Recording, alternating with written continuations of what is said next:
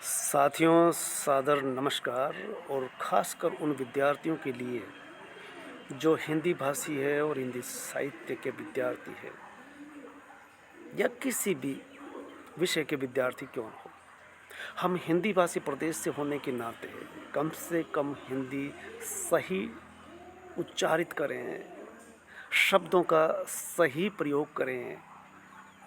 कई बार हास्यास्पद स्थिति तब हो जाती है जब शब्द कुछ कहता है और उच्चारण कुछ और हो रहा है, अर्थ का अनर्थ भी हो जाता है। हम हिंदी भाषी प्रदेशवासी अगर हिंदी का इस्तेमाल करें, सही रूप से सही उच्चारण कैसे करें, इसके लिए मुझे आज पता चला कि doctor Virendra Singh ENT and speech therapist जो Shri Balaji action medical institute नई दिल्ली से जुड़े हुए हैं, उन्होंने कुछ एक्सरसाइज बताई है मुंह की, जीभ की, या भाषा शास्त्री जिस तरह से कहते हैं कि कुछ शब्दों का इस्तेमाल किया जाए, बार बार अभ्यास किया जाए तो आपका उच्चारण सही हो सकता है। या आप जब बात करते वक्त किन चीज़ों का, किन शब्दों का किस तरह से उपयोग में लेते हैं, किस तरह से बोलते हैं। आप सामान्य वार्तालाप या संवाद जब करते हैं बराबर वालों से, तब किन बातों का ध्यान रखते हैं या नहीं रख पाते। आप आश्चर्य करेंगे कि हाड़ौती क्षेत्र में विद्यार्थी स्कूल के हो या महाविद्यालय के, वे हाड़ौती शब्दों का इस्तेमाल करते हुए हिंदी में जब बात करेंगे तब उनका उच्चारणगत समस्या या त्रुटियां सामने आ जाती हैं। ऐसा क्यों होता है? इससे कैसे बचा जा सकता है? इससे बचने का एक ही तरीका है कि हम सावधान रहें, बाहोश रहें। अगर हम बेहोशी में हैं, इसलिए कहा जाता है, कहावत चलती है कि बोलने से पहले तौलिए, सोच समझकर बोलिए, और जबान से निकला हुआ शब्द बंदूक से निकली हुई गोली की तरह होता है। न गोली वापस आ सकती है, अगर निशाने पे लगी तो अपना काम करेगी। उसी तरह से शब्द उस गोली की तरह घायल कर देता है। तो हमारे समाज में कहावतें, मुहावरे इस तरह के हैं कि सोच समझ के बोलिए, तोल मोल कर बोलिए। और ज़्यादा बेहतर होगा, आप पढ़े लिखे अपने आप को साबित करना चाहते हैं तो कम से कम हिंदी के खास शब्दों का इस्तेमाल सही उच्चारण के साथ करें। और ये समस्या है किसी भी क्षेत्र, वो मारवाड़ी हो, हाड़ौती का हो, ढूंढारी हो, या बागड़ी का हो, शेखावाटी का हो, सभी में इस बात का असर होता है कि वो जिस क्षेत्र से आता है उसके क्षेत्रीय बोली के शब्दों का उसी तरह से उच्चारण करता है। उन शब्दों का हिंदी वालों का भी कई शब्द तो वो हिंदी के बोल भी नहीं पाता है, अपितु हाड़ौती, शेखावाटी या वागड़ी के शब्द उसे अपने नजर आते हैं।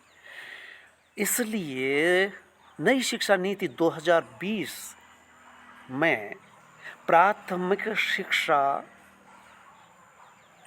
बच्चे की मातृभाषा में दी जाएगी।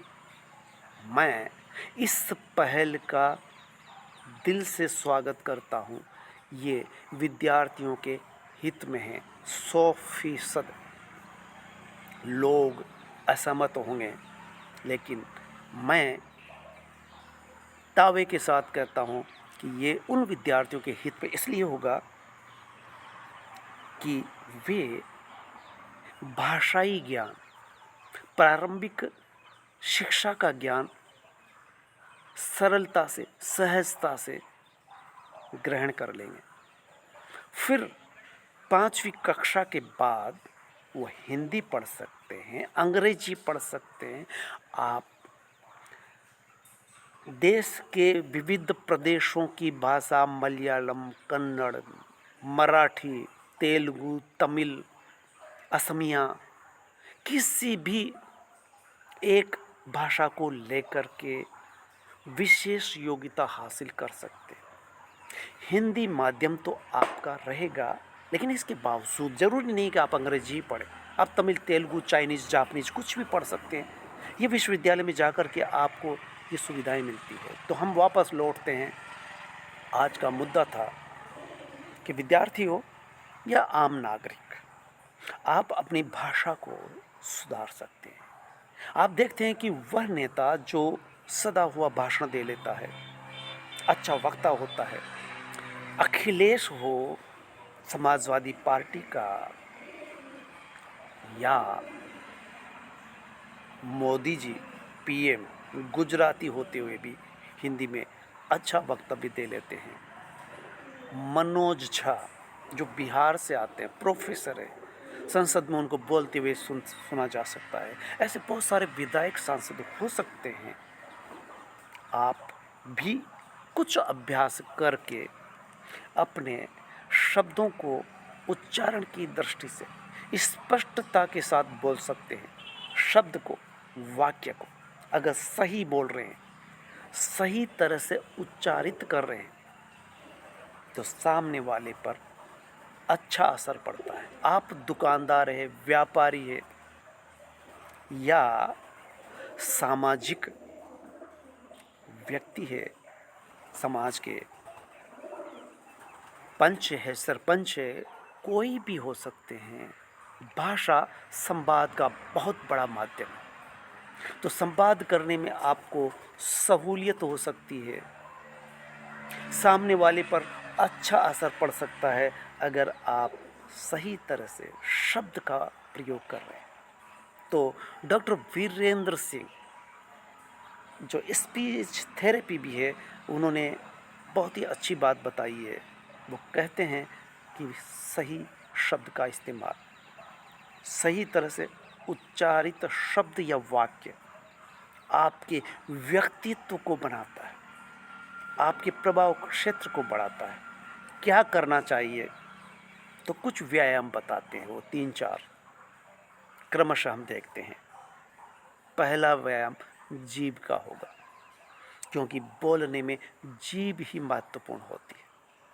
और जीभ के बारे में ये भी कहा जाता है कि ये लचीली होती है। दांत हटीले और कठोर होते हैं, और जो जितना लचीला होता है, उदारवादी होता है, वो उतना ही लंबा जीवन जीता है।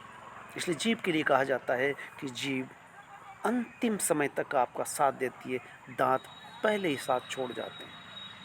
तो चलिए जीभ का ही आपको अभ्यास करना होगा। कैसे करेंगे? जीभ और मुंह के बीच में संतुलन बैठाने का अभ्यास होना चाहिए, जो जरूरी है। जीभ को मुंह के अंदर आगे पीछे करना होगा। इससे जीभ की मांसपेशियां मजबूत होती है, लचीली बनी रहती है। जीभ को मुंह के अंदर ऊपर नीचे, नीचे ऊपर करना होगा। मुंह को खोलना होगा, फिर बंद करना होगा, जितना मुंह खोला जा सके। इससे मुंह की मांसपेशियां मजबूत होंगी। इसे रोज 15-20 मिनट किया जा सकता है। इसी तरह से दूसरा व्यायाम बताते हैं कि विभिन्न प्रकार की ध्वनियाँ, जो घोष, सघोष हो सकती है। क बोलने में बहुत सारों को दिक्कत आती है, जीभ मोटी होने के कारण, जीभ ठीक से नहीं पलटने के कारण। इसलिए जीभ की ये अभ्यास करने के लिए कहा जा रहा है। क, ख, ग, घ, ये बोलने से ये होगा कि ग की जगह गई बोलेंगे, और जब घ बोलना होगा तब घ और ग का फर्क साफ नजर आना चाहिए। घ से आरंभ होने वाले शब्द घनघोर, घनघोर, घनघोर नहीं। क, ख, ख यानी खरगोश। स और श का फर्क, खरगोश को बोलकर अभ्यास करें। क, ख, ग, घ, ये अभ्यास दिन में 10-5 बार किया जा सकता है। इसी तरह से वे शब्द जो आपको परेशान करते हैं, बोलने में दिक्कत पैदा करते हैं, उन ध्वनियों का उच्चारण करने का अभ्यास किया जा सकता है। पहले सरल शब्दों को ले सकते हैं, जैसे भाई, माँ, पिता, दोस्त, भ्राता, या किसी शहर का नाम।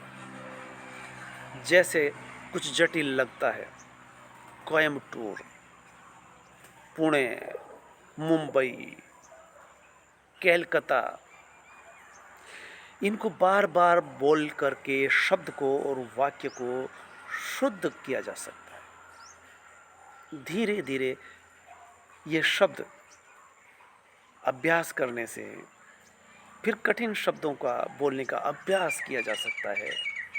कठिन शब्दों में जैसे किं कर्तव्य विमूढ़, किं कर्तव्य विमूढ़, अकर्मण्य, अकल्पनीय, शाश्वत, ऐसे कुछ शब्द और भी आप चुन करके इस्तेमाल कर सकते हैं, अभ्यास करते हैं। इसे नियमित 20 या 30 मिनट तक कर सकते हैं। जब आपको लगे कि इस शब्द को बोलते वक्त कल में थोड़ा व्यवधान महसूस कर रहा था, दिक्कत कर रही थी, इसे कहते हैं टंग ट्विस्टर। उच्चारण सुधारने के लिए एक अच्छा व्यायाम हो सकता है। इसके उच्चारण से शब्दों की स्पष्टता और जुबान की गति को बेहतर किया जा सकता है। इससे सांस पर नियंत्रण किया जा सकता है। बोलते समय शब्दों के बीच की गति भी सुधारी जा सकती है कि हम न तो अटल बिहारी की तरह गैप लें और बहुत तेजी से बोलते हुए चले जाएं, तो सामने श्रोताओं को समझने में ना आए कि हम क्या बोल गए, और वो क्या कहा, कुछ का कुछ और समझ लेते हैं। नियमित अभ्यास से जो तोतला बोलता है, हक बका करके, अबकाई लेकर के बोलता है, उसको भी बोलने में प्रवाह आ जाएगा, उसका आत्मविश्वास बढ़ेगा। और अंतिम और चौथा व्यायाम बताया गया है कि आप आईने के सामने खड़े हो सकते हैं और बोलने का अभ्यास कर सकते हैं। इस अभ्यास को आप जब स्कूल या कॉलेज में आपसे भाषण देने के लिए कहा जाए या वाद विवाद करने के लिए आपको अवसर मिले, तब इस अभ्यास को किया जा सकता है, कर सकते हैं। इसमें आपको आईने के सामने खड़ा होना पड़ेगा और उन शब्दों का, वाक्यों का अभ्यास करना होगा। आपको आईने की तरफ सामने देख करके खड़ा होना होगा, तो आपको खुद को लगेगा कि आपका प्रस्तुतिकरण किस तरह का है, कहाँ शब्द का कौन सा शब्द गलत बोल दिया गया, गलत बोला जा रहा है। आईने के सामने बोलते वक्त मुंह और जीभ की हरकत को देख सकते हैं। जब आईने के सामने होंगे तो आपका मुंह का संचालन और जीभ का संचालन में क्या फ़र्क है, यानी आईने के सामने खड़े होकर के जो आप अभ्यास करेंगे, उस अभ्यास को भी आप आधा घंटा कर सकते हैं। खास करके तब जब आपको कहा जाए कि आपको खास विषय पर, घूंघट प्रथा पर बोलना है, दहेज को लेकर के पक्ष विपक्ष में बोलना है, दहेज समाज में क्यों जरूरी है, भ्रष्टाचार हो सकता है, आतंकवाद हो सकता है, कोई भी विषय हो सकता है, बेरोजगारी हो सकती है, लोकतंत्र की छीजत हो सकती है, मीडिया का लोकतंत्र में महत्व हो सकता है, लोकतंत्र में चौथा स्तंभ का महत्व बताइए। तो इस तरह के कोई भी वाद विवाद के विषय या भाषण का विषय जब आपको दिया जाता हो, तब विद्यार्थी आईने के सामने खड़े होकर के इस अभ्यास को कर सकते हैं। और जब कभी आपको ये अवसर मिले कि आपको भाषण देना है, वाद विवाद में भाग लेना है, तब आप झिझके नहीं, बल्कि उस अवसर को भुनाएं, अवसर को छोड़े नहीं। 6000 विद्यार्थियों के महाविद्यालय बूंदी में जब वाद विवाद करने का अवसर आता है, या महाविद्यालय जैसे हिंडोली जैसे महाविद्यालय में जब भी ऐसा अवसर आता है, लड़के नाम देने से कतराते हैं और नाम भी दे देते हैं दबाव डालने पर, तो बोलते वक्त नदारद हो जाते हैं। ये हम अपने पैरों पर कुल्हाड़ा मारने जैसा कहेंगे। इसलिए जब भी बोलने का अवसर आए ज़रूर बोलें, और कुछ गलतियां हुई है तो उसको इस पद्धति से सुधारा जा सकता है। आज इतना ही। धन्यवाद।